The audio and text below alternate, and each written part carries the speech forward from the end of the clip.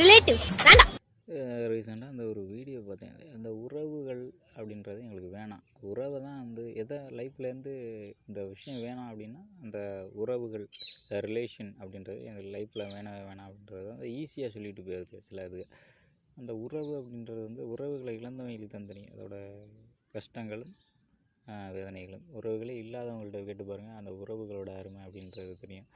ஏன்னா இவங்களோட மட்டமான ரீசன் என்னென்னா இந்த உறவுகள் அப்படின்னா அவங்க வந்துட்டு நம்மளை வந்து நம்மளோட குறைகளை வந்து சுட்டி காட்டுறது.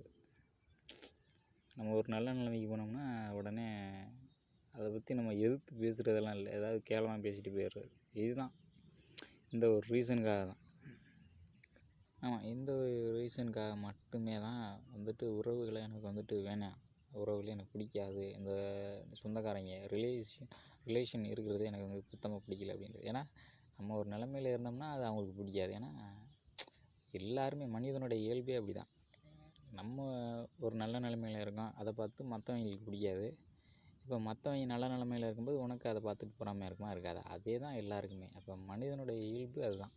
யாருமே ஒருத்தவங்க நல்ல நிலைமையில் இருக்கிறத பார்த்து அடுத்தவங்க வந்து பொறாமையோ போட்டியோ இல்லாமல்லாம் அந்த உலகத்தில் யாருமே இருக்க முடியாது. அப்படிப்பட்டவங்க ஒருத்தன் இருந்ததே இல்லை உலகத்தில், நான் பார்த்ததும் கிடையாது.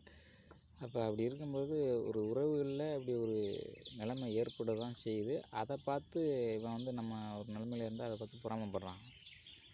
நம்மளுடைய குறைகளை வந்து சுட்டி காட்டிக்கிட்டு நம்மளை கேவலப்படுத்தினான். இதனால் வந்து இந்த ரிலேஷன் வந்து எனக்கு வந்துட்டு சரியில்லை, எனக்கு அது வேணாம், அவங்கள விட்டு நான் தள்ளி இருக்கணும்னு விருப்பப்படுறேன் அப்படின்றதெல்லாம் இதெல்லாம் ஒரு மட்டமான ரீசன். அதை தாண்டி உறவுகளுக்கு தேவையில்லை அப்படின்றதுக்கு நிறைய விஷயங்கள் இருக்குது. அந்த விஷயத்தில் ஒப்பிட்டு பார்க்கும்போது உறவுகள் எவ்வளோ முக்கியம் அப்படின்றது யாருக்குமே தெரியறதில்லை.